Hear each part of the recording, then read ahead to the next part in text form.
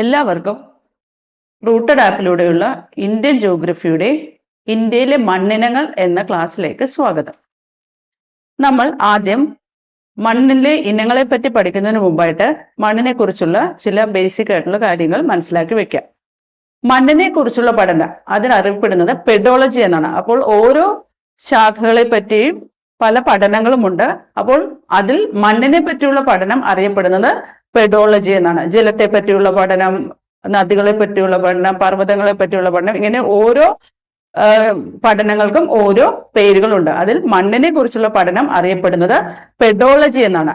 ഇനി മണ്ണിന്റെ രൂപീകരണം ഏത് പ്രക്രിയയിലൂടെയാണ് നടക്കുന്നത്? പെഡോജെനിസിസ്. മണ്ണ് രൂപീകരണത്തെ വിളിക്കുന്ന പേരാണ് പെഡോജെനിസിസ്. ശിലകളുടെ അപക്ഷയത്തിലൂടെയാണ് മണ്ണ് രൂപപ്പെടുന്നത്.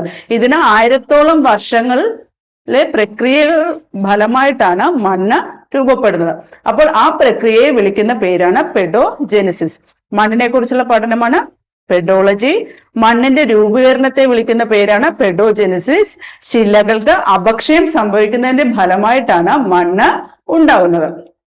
ഇനി നമ്മൾ ഈ മണ്ണുമായിട്ട് ബന്ധപ്പെട്ട ഇന്ത്യയിലെ ചില സ്ഥാപനങ്ങളെയും അത് സ്ഥാപിതമായ ചില വർഷങ്ങളും മനസ്സിലാക്കി വെക്കാം. പ്രധാനപ്പെട്ട 4 കാര്യങ്ങളാണ് നമ്മൾ ഇതിൽ മനസ്സിലാക്കി വെക്കേണ്ടത്.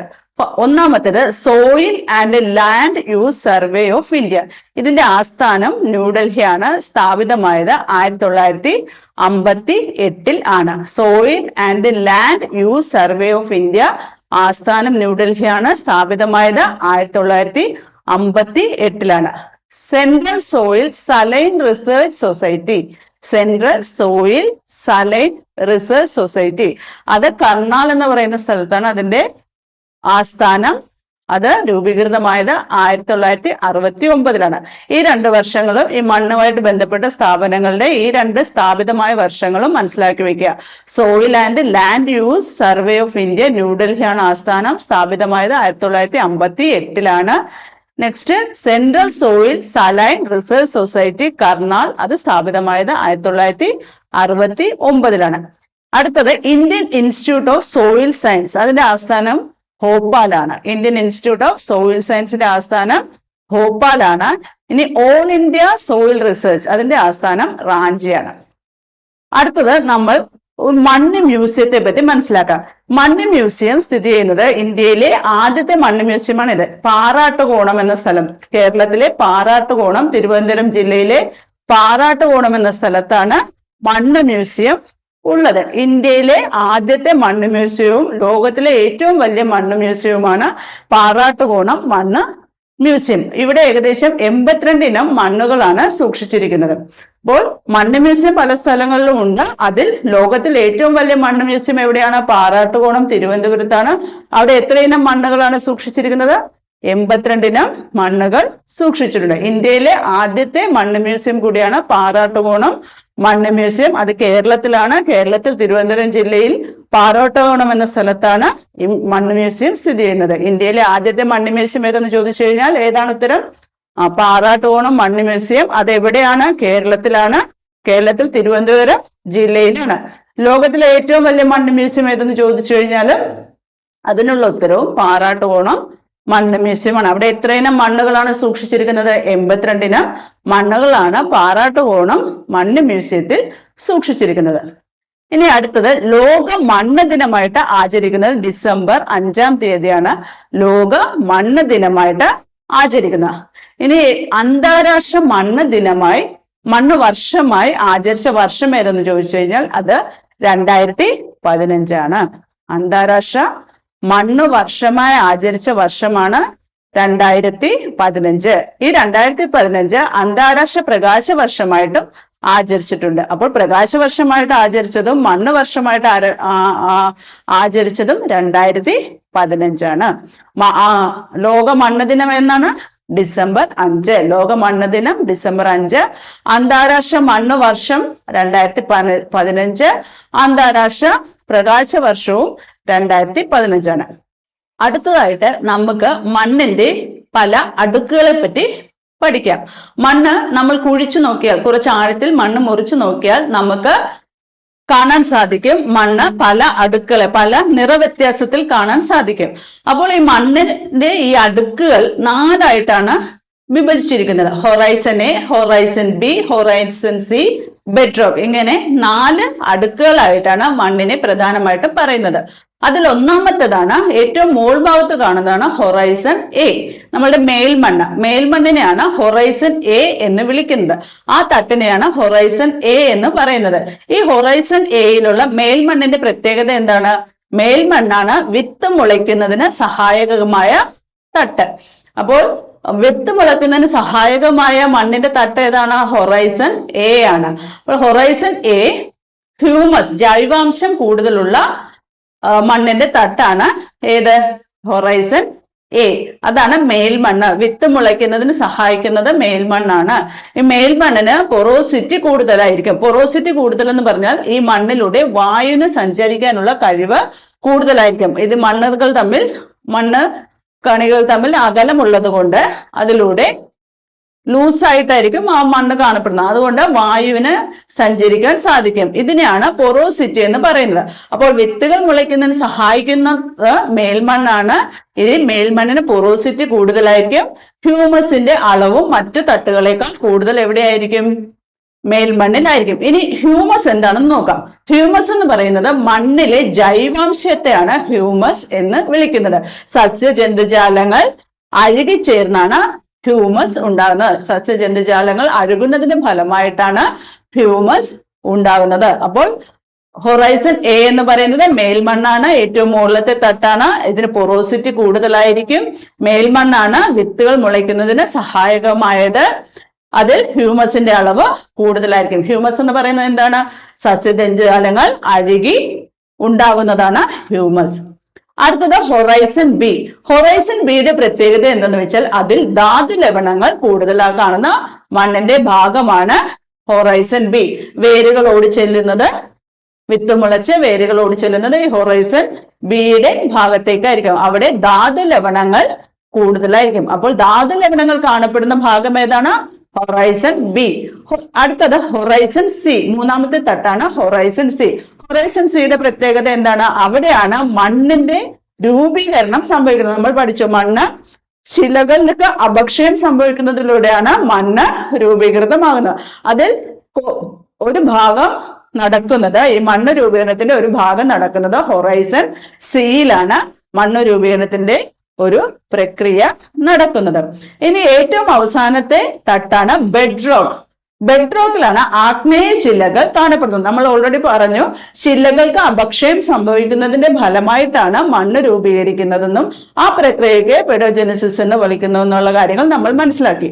അപ്പോൾ ഈ ബെഡ്റോക്കിൽ കാണുന്ന ആഗ്നേയ ശിലകളാണ് മാതൃശിലകൾ. പലതരം ശിലകളുണ്ട്. അവസാദ ശിലകൾ, കായാന്തരിത ശിലകൾ, അങ്ങനെ പല ശിലകളുണ്ട്. അതിൽ മാതൃശില എന്നറിയപ്പെടുന്നതാണ് ആഗ്നേയശില. ഈ ആഗ്നേയശിലകളാണ് ബെഡ്റോക്കിൽ കാണപ്പെടുന്നത്.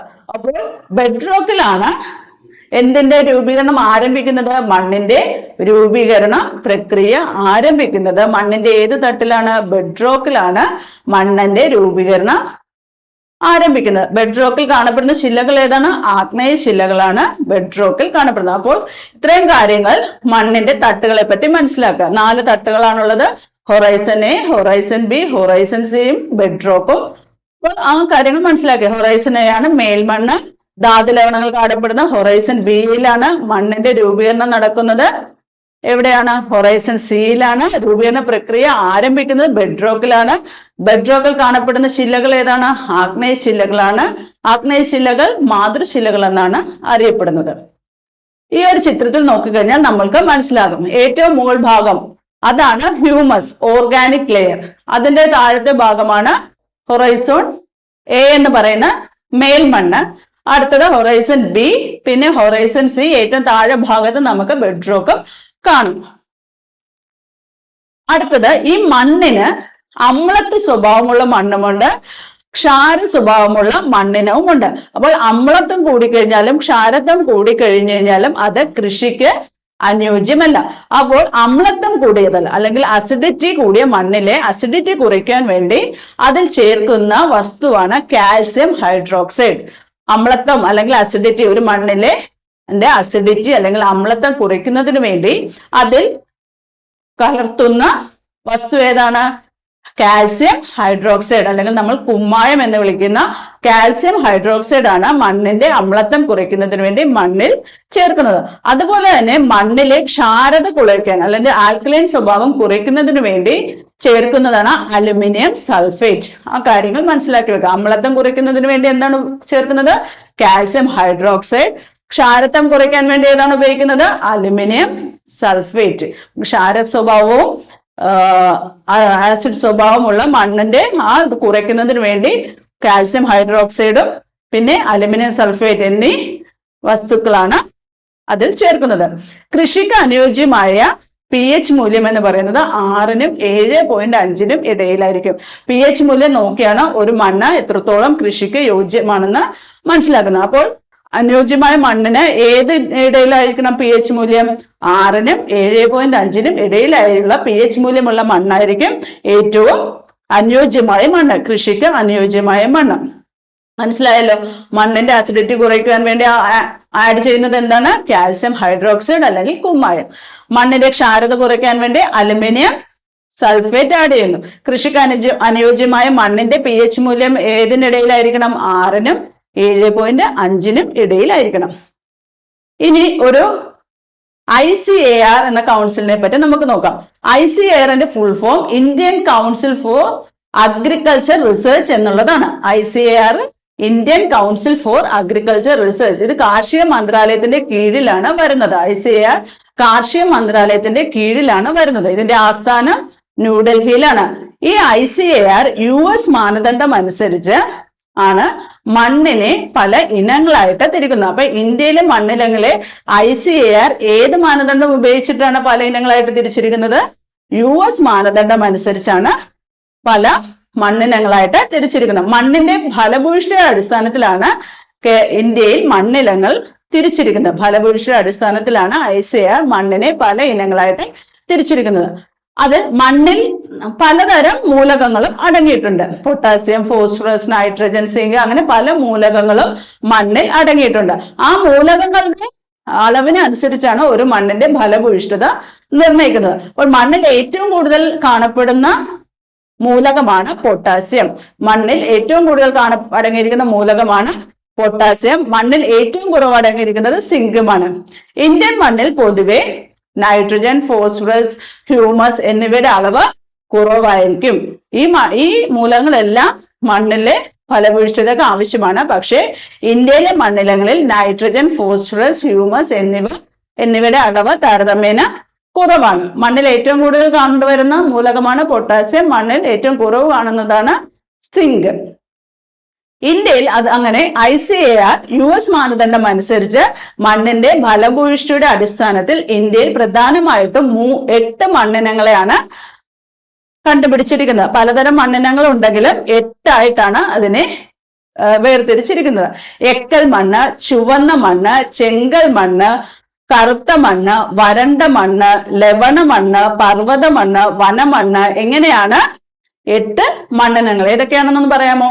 എക്കൽ മണ്ണ്, ചുവന്ന മണ്ണ്, കറുത്ത മണ്ണ്, ചെങ്കൽ മണ്ണ്, വരണ്ട മണ്ണ്, ലവണ മണ്ണ്, പീറ്റ് മണ്ണ്, വനമണ്ണ്. ഇങ്ങനെ 8 ഇനങ്ങളായിട്ടാണ് തിരിച്ചിരിക്കുന്നത്. ഇതിൽ നമുക്ക് ആദ്യം എക്കൽ മണ്ണിനെ പറ്റി പഠിക്കാം. ഇന്ത്യയിൽ ഏറ്റവും കൂടുതൽ കാണപ്പെടുന്ന മണ്ണിനമാണ് എക്കൽ മണ്ണ്. ഏറ്റവും ഫലഭൂയിഷ്ഠമായ മണ്ണുമാണ് എക്കൽ മണ്ണ്. നദികൾ വഹിച്ചു കൊണ്ടുവരുന്ന അവസാദങ്ങൾ അല്ലെങ്കിൽ സെഡിമെന്റ്സ് നിക്ഷേപിക്കുന്നതിന്റെ ഫലമായിട്ടാണ് എക്കൽ മണ്ണ് രൂപം കൊള്ളുന്നത്. അപ്പോൾ ഇന്ത്യയിൽ ഏറ്റവും കൂടുതൽ കാണപ്പെടുന്ന മണ്ണിനം ഏതെന്ന് ചോദിച്ചാൽ എക്കൽ മണ്ണ് അല്ലെങ്കിൽ അലൂവിയൽ സോയിൽ എന്നീ റിവറൈൻ സോയിൽ. നദികൾ വഹിച്ചു കൊണ്ടുവരുന്ന അവസാദങ്ങൾ നിക്ഷേപിക്കുന്നതിന്റെ ഫലമായിട്ടാണ് എക്കൽ മണ്ണ് രൂപീകരിക്കപ്പെടുന്നത്. അതുകൊണ്ട് തന്നെ ഇതിനെ റിവറൈൻ സോയിൽ എന്നും വിളിക്കാറുണ്ട്. അപ്പോൾ എക്കൽ മണ്ണ് ഇന്ത്യയിലെ 43% എക്കൽ പ്രദേശങ്ങളിലും എക്കൽ മണ്ണാണ് കാണപ്പെടുന്നത്. എക്കൽ മണ്ണാണ് ഏറ്റവും ഫലഭൂയിഷ്ഠമായ മണ്ണ്. നദികൾ വഹിച്ചു കൊണ്ടുവരുന്ന അവസാദങ്ങൾ അല്ലെങ്കിൽ സെഡിമെന്റ്സ് നിക്ഷേപിക്കുന്നതിന്റെ ഫലമായിട്ടാണ് എക്കൽ മണ്ണ് ഉണ്ടാകുന്നത്. എക്കൽ മണ്ണിൽ കൂടുതലായി കാണപ്പെടുന്നത് പൊട്ടാസ്യമാണ്. പുതിയ എക്കൽ മണ്ണിനെ വിളിക്കുന്ന പേരാണ് ഖാദർ. പുതിയ എക്കൽ മണ്ണിനെ വിളിക്കുന്ന പേര് ഏതാണ്? ഖാദർ. അതായത് നദിയോട് ചേർന്ന് കിടക്കുന്ന എക്കൽ മണ്ണായിരിക്കും ഖാദർ. പഴയ എക്കൽ മണ്ണിനെ വിളിക്കുന്ന പേരാണ് ഫംഗർ. അത് പഴയ നദീമുഖത്ത് നിന്ന്, നദിയുടെ തീരങ്ങളിൽ നിന്നും കുറച്ച് ദൂരെ ആയിട്ടായിരിക്കും ഫംഗർ മണ്ണ് കാണപ്പെടുന്നത്. അതേ സമയത്ത് ഖാദർ മണ്ണ് പുതിയതായിട്ട് ഉള്ള എക്കൽ മണ്ണ്, പുതിയതായിട്ട് വരുന്ന എക്കൽ മണ്ണിനെ വിളിക്കുന്ന പേരാണ് ഖാദർ. പഴയതിനെ വിളിക്കുന്ന പേരാണ് ഫംഗർ. ഉത്തര മഹാസമതലം എന്ന് പറഞ്ഞാൽ, ഉത്തര മഹാസമതലം അറിയാം, ഹിമാലയൻ പർവ്വതനിരകൾക്കും ഉപദ്വീപീയ പീഠഭൂമിക്കും ഇടയിൽ കാണുന്ന പ്രദേശമാണ് ഉത്തര മഹാസമതലം. ഉത്തര മഹാസമതലത്തിലാണ് എക്കൽ മണ്ണ് കൂടുതലായി കാണപ്പെടുന്നത്. ബീഹാറിലാണ്, ബീഹാർ സംസ്ഥാനത്താണ് ഏറ്റവും കൂടുതൽ എക്കൽ മണ്ണുള്ളത്. രണ്ടാം സ്ഥാനം ഉത്തർപ്രദേശാണ്. അപ്പോൾ എക്കൽ മണ്ണ് ഏറ്റവും കൂടുതൽ കാണപ്പെടുന്നത് ഇന്ത്യയിലെ ഏത് ഭൂപ്രദേശത്താണ്? ഉത്തര മഹാസമതലത്തിലാണ്. ഏറ്റവും കൂടുതൽ കാണപ്പെടുന്ന സംസ്ഥാനം അത് ബീഹാറാണ്. രണ്ടാം സ്ഥാനത്ത് ഉത്തർപ്രദേശാണ്. അടുത്തതായിട്ട് നമ്മൾ പഠിക്കാൻ പോകുന്നത് ചുവന്ന മണ്ണ് അല്ലെങ്കിൽ റെഡ് സോയിലിനെ പറ്റിയാണ്. ചുവന്ന മണ്ണിനെ യെല്ലോ സോയിൽ എന്നും വിളിക്കാറുണ്ട്. ഇന്ത്യയിൽ ഏറ്റവും കൂടുതൽ കാണുന്ന രണ്ടാമത്തെ മണ്ണിനമാണ് ചുവന്ന മണ്ണ്. ഛോട്ടാ നാഗപൂർ പീഠഭൂമിയുടെ ആണ് ഈ ചുവന്ന മണ്ണ് കൂടുതലായും കാണപ്പെടുന്നത്. അപ്പോൾ ചുവന്ന മണ്ണ് എന്തെന്നും അറിയപ്പെടുന്നുണ്ട്? യെല്ലോ സോയിൽ എന്നും അറിയപ്പെടുന്നു. ഇത് ഏറ്റവും കൂടുതൽ കാണപ്പെടുന്നത് ഛോട്ടാ നാഗപൂർ പീഠഭൂമി പ്രദേശങ്ങളിലാണ് ചുവന്ന മണ്ണ് കൂടുതലായും കാണപ്പെടുന്നത്. ഇന്ത്യയിൽ കാണപ്പെടുന്ന മണ്ണിനങ്ങളിൽ രണ്ടാം സ്ഥാനത്തുള്ളത് ചുവന്ന മണ്ണാണ്. ഒന്നാം സ്ഥാനം ഏതാണ്? എക്കൽ മണ്ണാണ് ഒന്നാം സ്ഥാനത്ത്. രണ്ടാം സ്ഥാനത്തുള്ളത് ചുവന്ന മണ്ണാണ്. അപ്പോൾ നമ്മൾ പഠിച്ചു ഛോട്ടാ നാഗപൂർ പീഠഭൂമിയിലാണ് ഈ ചുവന്ന മണ്ണ് കൂടുതലായി കാണപ്പെടുന്നത്. ഈ ചുവന്ന മണ്ണ് കൂടുതലായിട്ട് കണ്ടുവരുന്ന മൂലകം ഇരുമ്പിന്റെ അംശം ഈ ചുവന്ന മണ്ണിൽ കൂടുതലായിട്ട് കാണപ്പെടുന്നു. അതുകൊണ്ടാണ് ഛോട്ടാ നാഗ്പൂർ പീഠഭൂമിയിൽ ഇന്ത്യയിലെ പ്രധാനപ്പെട്ട എല്ലാ ഇരുമ്പുരുക്ക് ശാലകളും സ്ഥിതി ചെയ്യുന്നത്. പ്രധാനപ്പെട്ട ഇരുമ്പുരുക്ക് ശാലകളെല്ലാം തന്നെ സ്ഥിതി ചെയ്യുന്നത് എവിടെയാണ്? ഈ ഛോട്ടാ നാഗപൂർ പീഠഭൂമിയിലാണ്. എന്തുകൊണ്ടാണ്? അവിടെ കൂടുതലായിട്ടും ചുവന്ന മണ്ണാണ് ഉള്ളത്. ഈ ചുവന്ന മണ്ണിൽ ഇരുമ്പിന്റെ അംശം കൂടുതലായത് കൊണ്ടാണ് കൂടുതലും ഈ ഇരുമ്പുരുക്ക് ശാലകൾ ഛോട്ടാ നാഗ്പൂർ പീഠഭൂമിയിൽ ഉള്ളത്. ഇനി ഈർപ്പം നിലനിർത്താൻ ഏറ്റവും കുറവ് ശേഷിയുള്ള മണ്ണാണ് ചുവന്ന മണ്ണ്. ഈർപ്പം നിലനിർത്താൻ പെട്ടെന്ന് തന്നെ ഈർപ്പം വലിഞ്ഞു പോകുന്ന ഒരു അവസ്ഥയാണ് ചുവന്ന മണ്ണിനുള്ളത്. അപ്പൊ ഈർപ്പം നിലനിർത്താൻ ഏറ്റവും ശേഷിയുള്ള മണ്ണിനം ഏതെന്ന് ചോദിച്ചാൽ അത് ചുവന്ന മണ്ണാണ്. അപ്പോൾ ഈ ചുവന്ന മണ്ണിൽ കൃഷിക്ക് അനുയോജ്യമാണോ? അല്ല. ഈ ചുവന്ന മണ്ണ് കൃഷിക്ക് അനുയോജ്യമായിട്ടുള്ള മണ്ണല്ല. എന്തുകൊണ്ട്? ഈർപ്പം അതിൽ അധിക സമയം നിലനിൽക്കാത്ത കൊണ്ട് ഈ കൃഷിക്ക് അനുയോജ്യമായിട്ടുള്ള ഒരു മണ്ണല്ല ചുവന്ന മണ്ണ്. ഇനി ചുവന്ന ഗ്രഹം എന്നറിയപ്പെടുന്ന ഗ്രഹം ഏതാണ്? ചൊവ്വ. അവിടെ റെഡ് സോയിലിന്റെ ശിലകൾ കാണപ്പെടുന്നു. ഈ ചുവന്ന മണ്ണിന്റെ ശിലകൾ ചൊവ്വ ഗ്രഹത്തിൽ കാണപ്പെടുന്നതുകൊണ്ടാണ് ചൊവ്വയെ ചുവന്ന ഗ്രഹം എന്ന് വിളിക്കുന്നത്. കായാന്തരിത ശിലകളുടെ അപക്ഷയത്തിലൂടെയാണ് ചുവന്ന മണ്ണ് ഉണ്ടാകുന്നത്. കായാന്തരിത ശിലകളുടെ അപക്ഷയത്തിലൂടെ ഉണ്ടാകുന്ന മണ്ണ് ഏതാണ്? ചുവന്ന മണ്ണ്. കായാന്തരിത ശിലകളുടെ അപക്ഷയത്തിലൂടെ ഉണ്ടാകുന്ന മണ്ണാണ് ചുവന്ന മണ്ണ്. കേരളത്തിൽ ചുവന്ന മണ്ണ് കാണപ്പെടാറുണ്ട്. കേരളത്തിൽ അത് കാണപ്പെടുന്നത് തിരുവനന്തപുരത്താണ്. കേരളത്തിൽ ചുവന്ന മണ്ണ് കാണപ്പെടുന്നത് എവിടെയാണ്? തിരുവനന്തപുരത്താണ്. ഇന്ത്യയിൽ ഏറ്റവും കൂടുതൽ ചുവന്ന മണ്ണുള്ളത് തമിഴ്നാട് സംസ്ഥാനത്താണ്. ഇന്ത്യയിൽ ഏറ്റവും കൂടുതൽ ചുവന്ന മണ്ണ് ഏത് സംസ്ഥാനത്താണുള്ളത്? തമിഴ്നാട് സംസ്ഥാനത്താണ് ഉള്ളത്. ഇനി അടുത്തത് കറുത്ത മണ്ണ് അല്ലെങ്കിൽ ബ്ലാക്ക് സോയിൽ. കറുത്ത മണ്ണ് കാണപ്പെടുന്നത് ഡെക്കാൻ പീഠഭൂമിയിലാണ്. കറുത്ത മണ്ണ് ഏറ്റവും കൂടുതൽ കാണപ്പെടുന്നത് ഡെക്കാൻ പീഠഭൂമിയിലാണ്. കറുത്ത മണ്ണ് ഏറ്റവും കൂടുതൽ കാണപ്പെടുന്ന സംസ്ഥാനം ഏതെന്ന് ചോദിച്ചു കഴിഞ്ഞാൽ അത് മഹാരാഷ്ട്രയാണ്. ഏറ്റവും കൂടുതൽ കാണപ്പെടുന്ന ഭൂപ്രദേശം ചോദിച്ചു കഴിഞ്ഞാൽ അത് ഡെക്കാൻ പീഠഭൂമിയും. ഏറ്റവും കൂടുതൽ കാണപ്പെടുന്ന സംസ്ഥാനം ഏതെന്ന് ചോദിച്ചു കഴിഞ്ഞാൽ അത് മഹാരാഷ്ട്രയുമാണ്. ഈ ഇന്ത്യയിലെ ഏറ്റവും പഴക്കമുള്ള ഭൂരൂപമാണ് ഡെക്കാൻ പീഠഭൂമി. ഏറ്റവും പഴക്കമുള്ള ഭൂരൂപമാണ് ഡെക്കാൻ പീഠഭൂമി. ഇതൊരു ലാവ പീഠഭൂമിയാണ്.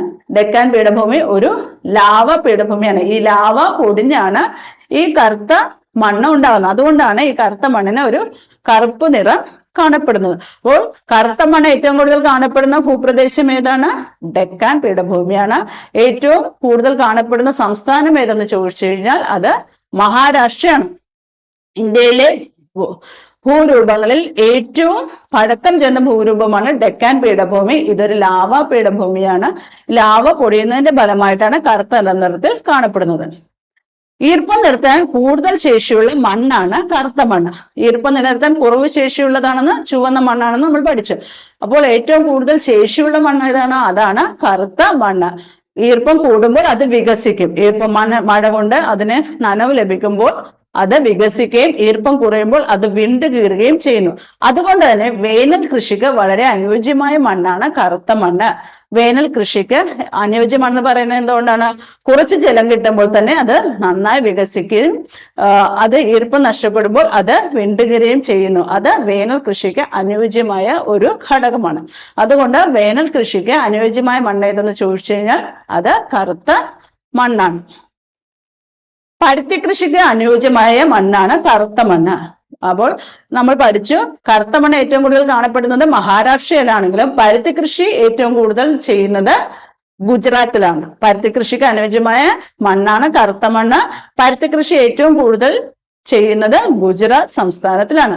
കേരളത്തിലും കറുത്ത മണ്ണ് കാണപ്പെടുന്നുണ്ട്. ചിറ്റൂർ, പാലക്കാട് ജില്ലയിലെ ചിറ്റൂരാണ് കേരളത്തിൽ കറുത്ത മണ്ണ് കാണപ്പെടുന്ന സ്ഥലം. അപ്പോൾ ചിറ്റൂരിൽ പരുത്തി കൃഷി ചെയ്യാറുണ്ട്. അപ്പോൾ കേരളത്തിൽ കറുത്ത മണ്ണ് കാണപ്പെടുന്ന സ്ഥലം ഏതെന്ന് ചോദിച്ചു കഴിഞ്ഞാൽ അതിനുള്ള ഉത്തരം ഏതാണ്? പാലക്കാട് ജില്ലയിലെ ചിറ്റൂർ എന്ന സ്ഥലത്താണ് കറുത്ത മണ്ണ് കാണപ്പെടുന്നത്. കേരളത്തിൽ പരുത്തി കൃഷി നടത്തുന്ന സ്ഥലം ഏതാണ്? അതും പാലക്കാട് ജില്ലയിലെ ചിറ്റൂരാണ്. അവിടെ കറുത്ത മണ്ണ് നമ്മൾ പഠിച്ചു. പരുത്തി കൃഷിക്ക് അനുയോജ്യമായ മണ്ണാണ് കറുത്ത മണ്ണ്. അതുകൊണ്ട് ചിറ്റൂരിൽ കറുത്ത മണ്ണുള്ളത് കൊണ്ട് ചിറ്റൂരിൽ പരുത്തി കൃഷി ചെയ്യാറുണ്ട്.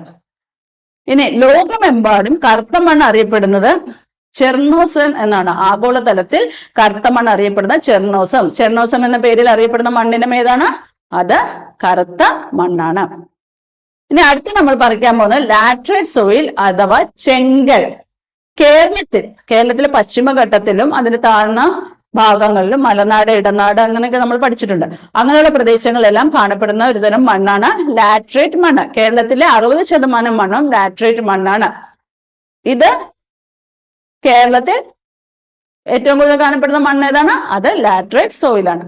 അടുത്തത് ലവണ മണ്ണ്. ലവണ മണ്ണ് ഊഷര മണ്ണെന്നും അറിയപ്പെടുന്നു. ലവണാംശം കൂടുതലായതിനാൽ സസ്യങ്ങൾക്ക് വളരാൻ പ്രയാസമുള്ള മണ്ണാണ് ലവണ മണ്ണ്. ലവണ മണ്ണിന്റെ മറ്റൊരു പേരാണ് ഊഷര മണ്ണ്.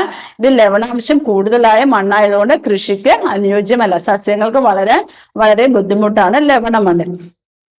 കേരളത്തിലെ ഏതൊക്കെ ജില്ലകളിൽ ലവണ മണ്ണ് കാണപ്പെടുന്നു? എറണാകുളം ജില്ലയിലും തൃശ്ശൂർ ജില്ലയിലും ലവണ മണ്ണ് കാണപ്പെടാറുണ്ട്. ഗുജറാത്തിലെ റാൻ ഓഫ് കച്ചിലാണ് ലവണ മണ്ണ് കൂടുതലായും കാണപ്പെടുന്നത്. ഗുജറാത്തിലെ റാൻ ഓഫ്, അപ്പൊ ലവണ മണ്ണ് ഇന്ത്യയിൽ ഏറ്റവും കൂടുതലായിട്ട് കാണപ്പെടുന്നത് എവിടെയാണ്? ഗുജറാത്തിലെ റാൻ ഓഫ് കച്ചിലാണ്. ലവണ മണ്ണിന് ഊഷ്ര മണ്ണെന്നും അറിയപ്പെടുന്നു. കേരളത്തിൽ ലവണ മണ്ണ് കാണപ്പെടുന്ന സ്ഥലങ്ങളാണ് തൃശ്ശൂരും തിരുവനന്തപുരവും. ഇനി പീറ്റ് മണ്ണ്. ഉയർന്ന മഴയും കൂടുതൽ ഈർപ്പവുമുള്ള സ്ഥലങ്ങളിൽ കാണപ്പെടുന്ന മണ്ണാണ് പീറ്റ് മണ്ണ്. ഉയർന്ന മഴയും കൂടുതൽ ഈർപ്പവുമുള്ള സ്ഥലങ്ങളിൽ കാണപ്പെടുന്ന മണ്ണാണ് പീറ്റ് മണ്ണ്. ഈ പീറ്റ് മണ്ണ് കണ്ടൽ കാടുകളുടെ വളർച്ചയ്ക്ക് അനുയോജ്യമായ മണ്ണാണ് പീറ്റ് മണ്ണ്. കണ്ടൽ കാടുകളുടെ വളർച്ചയ്ക്ക് അനുയോജ്യമായ മണ്ണാണ് പീറ്റ് മണ്ണ്. വനമണ്ണ്. നന്നായി മഴ ലഭിക്കുന്ന പ്രദേശങ്ങളിൽ കാണപ്പെടുന്ന മണ്ണാണ് വനമണ്ണ്. ഇവിടെ വൃക്ഷങ്ങൾ വളരെ നന്നായി വളരും. നന്നായി മഴ ലഭിക്കുന്ന പ്രദേശങ്ങൾ കാണപ്പെടുന്ന മണ്ണാണ് വനമണ്ണ്. പർവ്വത മണ്ണ്.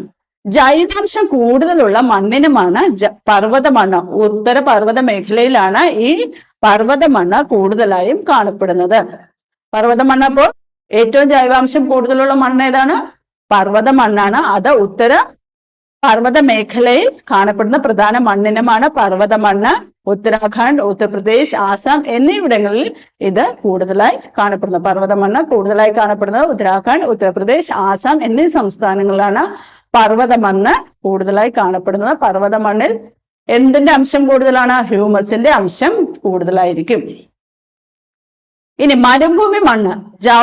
ജൈവാംശം കുറഞ്ഞതും ലവണാംശം കൂടുതലുള്ളതുമായ മണ്ണാണ് മരുഭൂമി മണ്ണ്. ഈ മരുഭൂമി മണ്ണിൽ ചെറുധാന്യങ്ങൾ എന്ന് പറഞ്ഞാൽ തിന, ബജ്ര, ജോവർ അങ്ങനെയുള്ള ഇതിനെയാണ് മില്ലറ്റ്സ്, എല്ലാത്തിനെയും കൂടെ മില്ലറ്റ്സ് എന്ന് പറയാം, ചെറുധാന്യങ്ങൾ, മില്ലറ്റ്സ് കൃഷി ചെയ്യാൻ അനുയോജ്യമായ മണ്ണാണ് ഈ മരുഭൂമി മണ്ണ്.